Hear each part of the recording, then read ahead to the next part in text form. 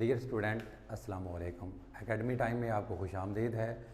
आज का हमारा सवाल नंबर है 4 और एक्सरसाइज नंबर है 3.3। सवाल नंबर 4 जो है ये बाकी 3 सवालों से मुख्तलिफ है, थोड़ा सा लेंथी सवाल भी है, लेकिन आप लोगों ने घबराना नहीं है, आपको ये समझ आ जाएगी। सवाल है 3 अशखास ने कारोबार में 30 लाख रुपए की सरमायाकारी 2/3/7 की निस्बत से की। उन्होंने 6 लाख रुपए नफ़ा हासिल किया। अगर वो अपना कारोबार ख़त्म करने में दिलचस्पी रखते हों तो हर एक हिस्सादार का हिस्सा में कितनी रकम आई। तो आपने बताना है कि एक तो 6 लाख रुपए में से इस निस्बत से कितना मुनाफा मिला सबको बारी बारी, और दूसरा ये है कि 30 लाख रुपए में जो उन्होंने मिलकर कारोबार किया या मिलकर सरमायाकारी की है, कोई बिज़नेस किया है, उसमें उनका कितना शेयर है। मुनाफे के शेयर को और हिस्से को और जो उन्होंने सरमायाकारी की अलग अलग, उनको आप दोनों को जमा करेंगे तो इस सवाल का जवाब आपको मिल जाएगा। तो सबसे पहले फिर हम इसका मुनाफा मालूम करते हैं। मुनाफा क्योंकि हमने पहले भी 3 सवालों में मालूम कर चुके हैं, तो ये हमारे लिए आसान है कि हम पहले मुनाफा मालूम कर लें। तो इसके लिए हम लिखेंगे कुल नफ़ा जो उन्हें कारोबार में हासिल हुआ वो था 6 लाख रुपए। निस्बत थी 2/3/7। उसके बाद हम निस्बती मजमूआ मालूम करेंगे। 2 + 3 + 7, 2 और 3 5, 5 और 7 12। ये बात याद रखें कि जिस हिसाब से उन्होंने या जिस निस्बत से उन्होंने नफ़ा हासिल करना है, उसी निस्बत से उन्होंने 30 लाख में से अपना सरमाया भी हासिल करना है। तो अभी हम नफ़ा मालूम कर रहे हैं, तो हम लिखेंगे कि पहले शख्स का नफ़ा। अब हिस्सा नहीं लिखेंगे क्योंकि हिस्सा में अभी मालूम करना है, और फिर दोनों को जमा करने से उनका कुल हिस्सा जो मालूम होगा। तो पहले शख्स का नफ़ा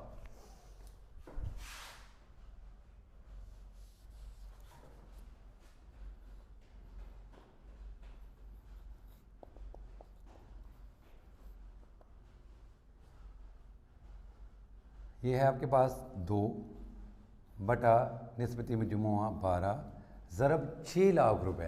पहले हम नफ़ा में से हिस्सा मालूम कर रहे हैं। 6 लाख में आपको पहले बताया हुआ है कि 5 ज़ीरो आते हैं। अब आप ज़ुबानी करने से बेहतर है कि आप इसको कैलकुलेटर से सॉल्व कर लें। 6 लाख आप कैलकुलेटर पर लिखें और तकसीम 12 से इसको तकसीम कर दें तो आपके पास जवाब आएगा 50।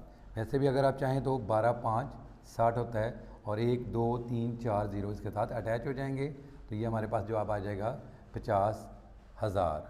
अब 2 को 50,000 से ज़रब देंगे तो आपका जवाब आएगा 1 लाख रुपया। ये था पहले शख्स का हिस्सा। अब आपने मालूम करना है दूसरे शख्स का हिस्सा। दूसरे शख्स का नफ़ा में हिस्सा मालूम कर रहे हैं, तो आप चाहें तो नफ़ा में हिस्सा भी लिख सकते हैं और चाहें तो खाली नफ़ा भी लिख सकते हैं। दूसरे शख्स का हिस्सा था 3 और निस्बती मजमूआ है 12 एज इट, और तकसीम करना है हमने मुनाफे को यानी 6 लाख रुपए को। फिर वही प्रोसीजर दोहराएंगे तो हमारे पास आएगा 50,000। 50,000 को 3 से ज़रब देंगे तो हमारे पास जवाब आएगा 1,50,000 रुपये, यानी कि 1.5 लाख रुपए। इसी तरीके से हम मालूम करेंगे तीसरे शख्स का नफ़ा में हिस्सा या नफ़ा। तीसरे शख्स का नफ़ा में हिस्सा था 7 और बटा आएगा 12 जो कि निस्बती मजमूआ है, और इसे हम ज़रब देंगे 6 लाख रुपए जो कि प्रॉफिट था, नफ़ा था। सेम मेथड से जो पहले 2 दफ़ा कर चुके हैं, 12 पर तकसीम करेंगे तो आएगा 50,000, और 50,000 को 7 से ज़रब देंगे तो हमारे पास जवाब आएगा 3,50,000 रुपये। तो ये तो इनका बच्चों हिस्सा हो गया। नफ़ा में। अभी हमने इसका दूसरा पार्ट भी करना है कि 30 लाख रुपए में उन्होंने कितनी कितनी सरमायाकारी की, और उस सरमायाकारी में भी निस्बत सेम ही है, 2:3:7, और वो हम पहले मजमूम कर चुके हैं, इसलिए हमें दोबारा ये फंक्शन करने की ज़रूरत नहीं है, ये काम हमने पहले कर लिया हुआ है। तो इसी निस्बत से हम इनका सरमायाकारी में भी हिस्सा मालूम कर लेंगे। तो ये आ गया पहले शख्स की सरमायाकारी।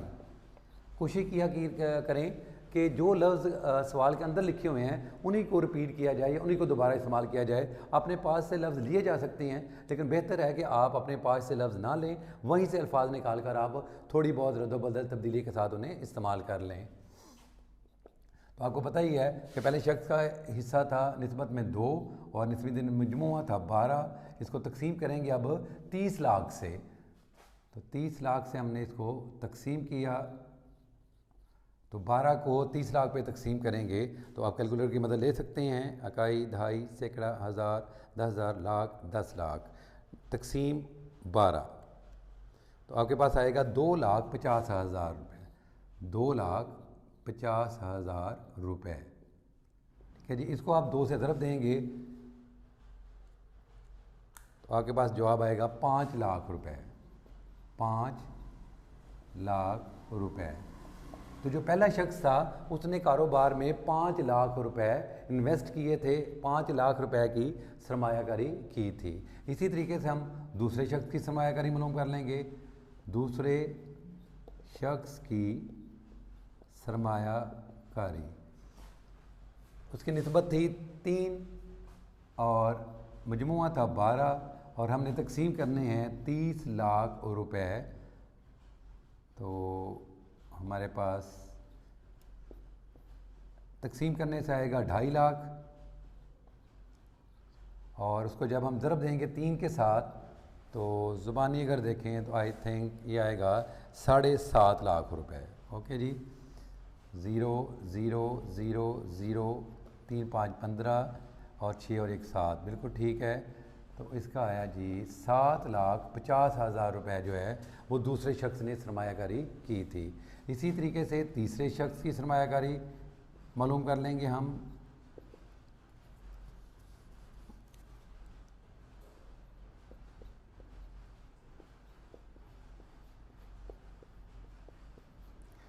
उसका हिस्सा था 7/12 7/12 ज़रब 30 लाख रुपए। 12 पर 100 तकसीम करेंगे तो आएगा 2.5 लाख। 2,50,000 7 से ज़रब देंगे तो 7 0 0 7 0 0 7 0 0 7 0 0 7 5 35 7 2 14 और 1 15 7 2 14 और 1 15। तो ये आ गया 15,50,000 रुपये। तीसरे शख्स ने जब कारोबार किया तो उसने अपनी सरमायाकारी की 15,50,000 रुपये। अब 2 जवाब हमारे पास आ चुके हैं। पहले शख्स ने नफ़े में हिस्सा लिया 1 लाख रुपया और सरमायाकारी की 5 लाख रुपए। इसका मतलब है कि उसके हिस्से में जब वो कारोबार बंद करेंगे तो टोटल आएगा 6 लाख रुपया। 1 लाख रुपया मुनाफे में से और 5 लाख रुपया वो जो उसने सरमायाकारी की थी जब बिज़नेस शुरू किया था, जब कारोबार शुरू किया था, तो उसमें जो पैसे उसमें इन्वेस्ट किए थे वो भी उसको वापस रिटर्न मिलेंगे। तो अब आप यहाँ लिख सकते हैं पहले शख्स का कुल हिस्सा, यानी कुल इसके हिस्से में कितने पैसे आए। उसके हिस्से में पहले आए हैं जी आपके पास 1 लाख रुपया जो प्रॉफिट था उसका, प्लस 50,000 रुपये, सॉरी 5 लाख रुपए जो उसने सरमायाकारी की थी। इन दोनों को अगर आप प्लस करेंगे तो आपके पास जवाब आएगा 6 लाख रुपए। तो 6 लाख रुपए आए पहले शख्स के हिस्से में। इसी तरीके से पहले शख्स, तो यहाँ आपने शख्स का लफ्ज़ लिखना है जो मिस हो गया था।